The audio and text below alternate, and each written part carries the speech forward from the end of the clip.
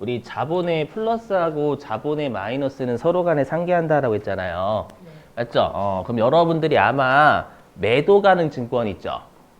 매도 가능 증권을 뭐라고 배우셨냐? 매도 가능 증권의 평가 이익은 평가 이익과 손실은 기타 포괄 손익 누계액으로 처리한다. 이렇게 배우셨을 거예요. 맞죠? 우리 미실현된 손실하고 이익이 들어가는 곳이 기타 포괄 손익 누계액이거든요. 알죠? 실현된 건 당기 순이익 거쳐서 이익 잉여 가는 거고. 알죠? 근데 여러분들 5mm감 다르지 않을까요? 매도 가는 증권 하나는 이익이 평가 이익이고 하나는 평가 손실인데 둘 다 기타 포괄 손익 누계액 묶이잖아요. 맞죠? 당연히 부호가 다릅니다. 뭐라고 돼 있냐면 매도 가능 증권 평가 이익은 기타 포괄 손익 누계액의 플러스예요. 엄밀히 얘기하면. 자본이 증가하는 거죠. 맞죠? 자본 쪽이 이익이면 증가하는 거고 여기 매도 가능 증권 평가 손실이잖아요. 그럼 자본이 얘는 감소하는 거예요. 맞죠? 그래서 기타 포괄 손익 누계액이 마이너스입니다. 그러면 여기 매도 가능 증권 평가 이익은 자본의 플러스잖아요. 그리고 매도 가능 증권 평가 손실은 자본의 마이너스죠. 그래서 얘도 마찬가지예요.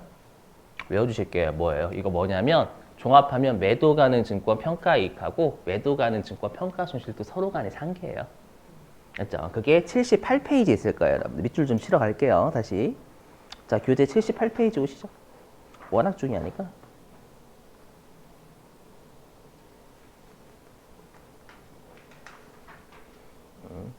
정말 중요해요. 매도 가능 증권 평가는 시험에 정말 많이 냈어요.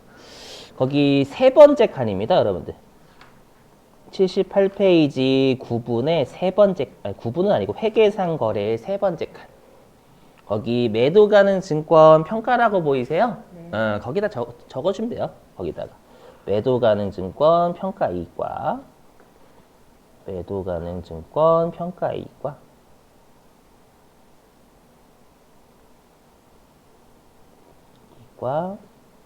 매도 가능 증권 평가 손실 매도 가능 증권 평가 손실 있죠?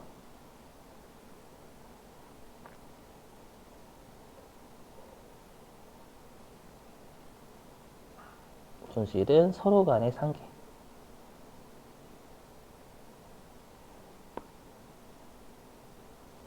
요 말입니다, 요 말. 종합하면. 문구가 어렵게 돼 있어요. 그 진하게 저자분이 하신 거 있죠? 그걸 종합하면은 그냥 이 둘 상계하라는 얘기예요. 일단 꼭 외워주셔야 돼요, 여러분들. 외워주시고. 자, 그 다음에 또 한 가지 외워주실 게 있어요. 이거 남깁니다. 우리 매도 가능 증권이 투자 자산이란 말이에요. 장기 투자 목적. 여러분들이 삼성전자 주식을 장기 투자 목적으로 가지고 계시면 그때는 우리가 매도 가능 증권이 178번 써요. 외워주시는 거예요. 매도 가능 증권 검색하면 123번 뜰 거거든요.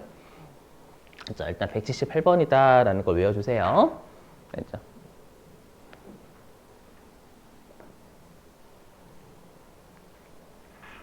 우리 일단 분계부터 먼저 해야 되니까 일단 외워주시고.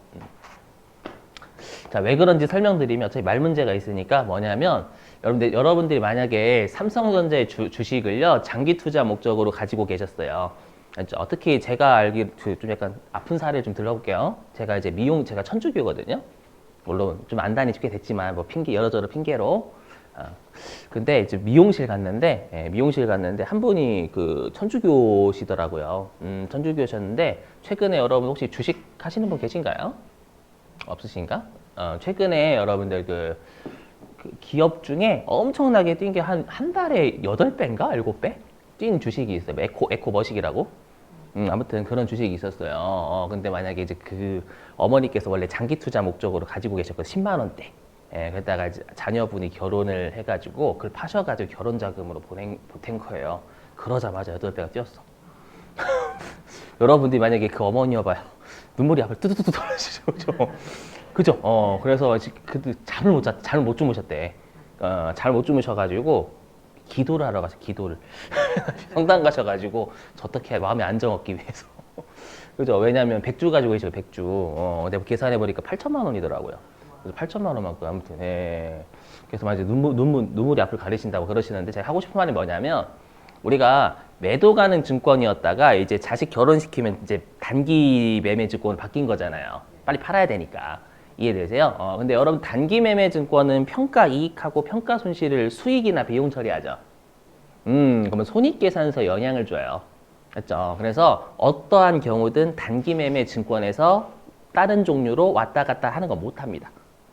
단기 매매 증권에서 매도 가능 증권, 만기 보유 증권으로 가는 거 못하고 매도 가능 증권하고 만기 보유 증권에서 단기 매매 증권으로 가는 거 허용 못해요, 원칙이. 왜냐하면 손익을 회사가 마음대로 조작할 수 있거든요. 단기 매매 증권은 수익이나 비용으로 평가할 수 있으니까.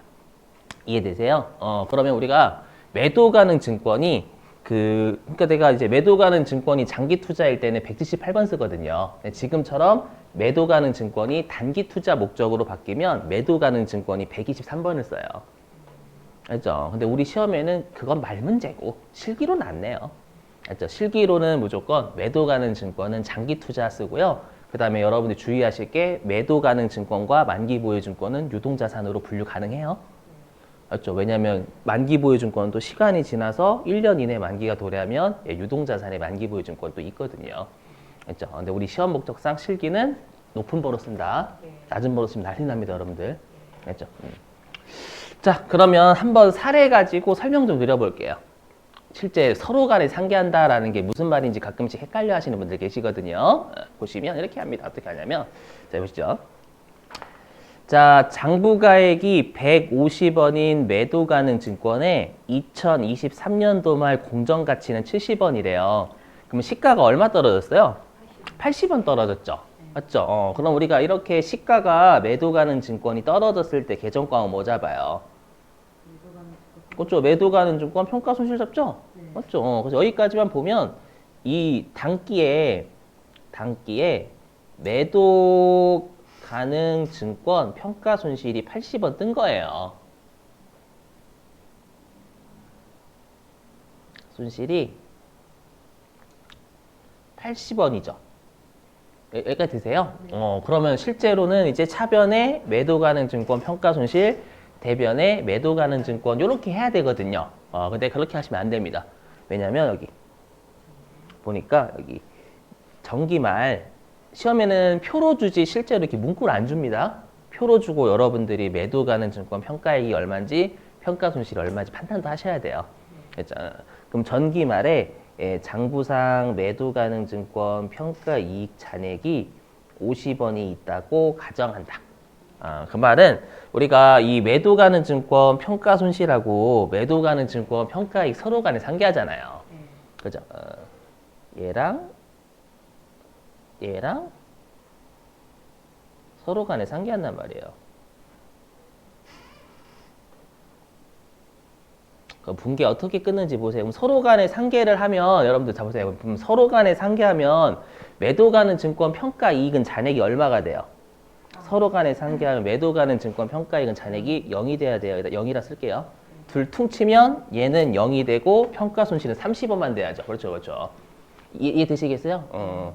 근데 이거는 우리가 계산 문제 할 때 이렇게 하는 거고, 그러면 분계로 어떻게 하냐라는 거, 저거를 보시면 일단 이렇게 해요.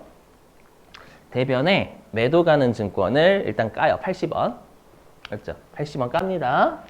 되세요? 왜냐면 150원짜리가 70원 됐으니까. 되시겠어요? 이렇게 하고요. 차변에 일단 뭘 쓰냐. 본래 계정 과목이 원래 단기에 매도 가능 증권 평가 손실 써야죠. 근데 상대방 계정 과목인 매도 가능 증권 평가이익이 있잖아요. 얘부터 먼저 죽이는 거예요. 알죠? 그럼 어디로 죽이면 될까요? 그렇죠. 얘는 대변 태생이니까 죽이는 건 감수잖아요. 차변으로 죽여요. 그래서 요 분계 있죠. 대변에 있던 매도 가능 증권 평가이익을 차변으로 없애면 잔액이 이게 0 된 거예요. 알죠? 그럼 빵꾸가 차변에 얼마만 나요? 30원 나죠. 여기에 매도 가능 증권 평가 손실 30원 쓰면 이 분계를 통해서 평가 이익은 0 된 거고, 왜냐면 대변에 있는 50원이 차변으로 감소했으니까 다. 그럼 매도 가능 증권 평가 손실 30원 남게 되잖아요. 이해되세요? 그래서 서로 간에 상계한다라는 뜻은 뭐냐면 상대방 계정 과목부터 먼저 까고 부족할 때 본래 계정 과목을 나중에 잡아라 라는 뜻이에요. 몇 번 접해 보셔야 돼요, 여러분들이. 계속 하시다 보면 익숙해질 거예요. 자, 요거. 자, 그러면 실제 여러분들 어저께 나눠드린 유인물 있죠? 그걸로 한번 해보죠, 그걸로. 어저께 나눠드린 유인물. 죄송한데 3페이지로 가주셔야 돼요. 3페이지. 어저께 나누어드린 유인물 3페이지로 가시고 네, 회사는 2200번으로 좀 해주셔야 되겠네. 좀 왔다 갔다 해서 죄송합니다. 유인물 3페이지로 오시고 회사는 2200번 성공으로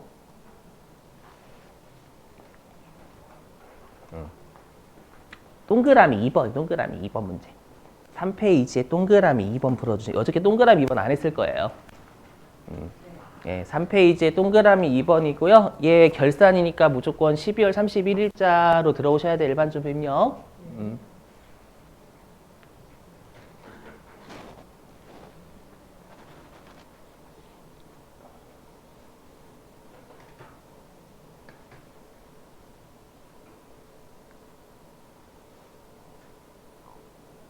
실제로 동그라미 2번처럼 내요.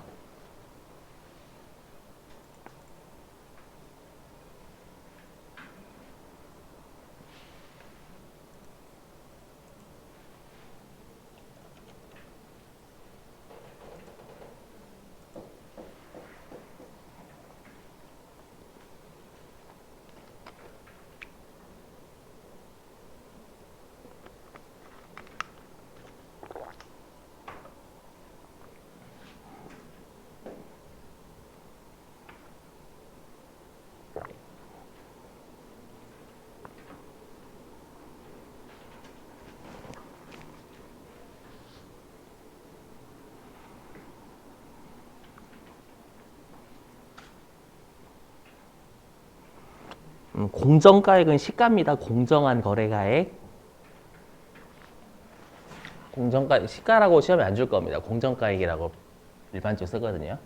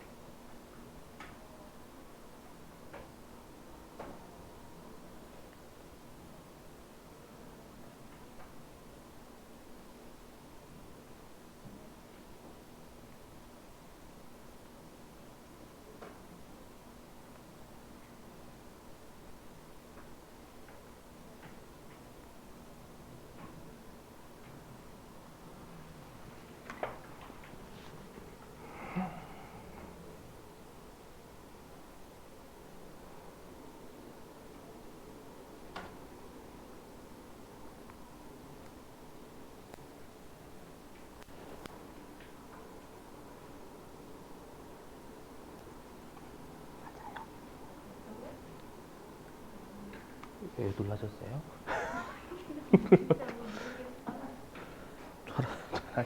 잘 하셔놓고 물 어떻게 들어가시면 어떡해.